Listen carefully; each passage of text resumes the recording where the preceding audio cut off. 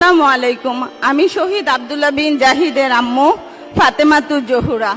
আমার ছেলে 5ই আগস্ট বিমানবন্দর থানায় আনুমানিক রাত 8:30টার দিকে গুলিবিদ্ধ হয়ে সাজ্জিদ হাসনাতকে আমরা 100টা ফোন দিলেও তারা আমার ফোন রিসিভ করে না। এই উপদেশটা দিয়ে আজকে এই দেশ গড়ছে, সেই সাজ্জিদ হাসনাতকে আমরা 100টা ফোন দিলেও তারা আমার ফোন রিসিভ করে না।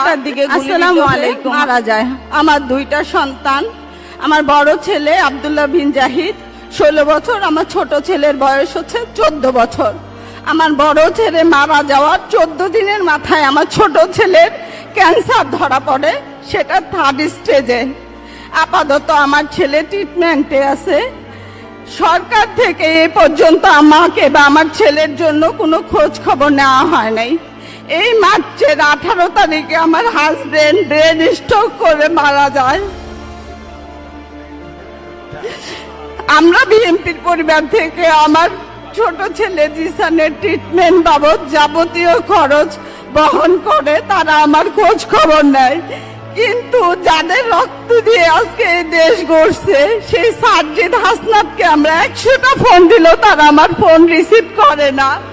এই উপদেশটা, এই তত্ত্বাবধায়ক সরকার আজ পর্যন্ত পারে নাই আমাদের খোঁজ নিতে।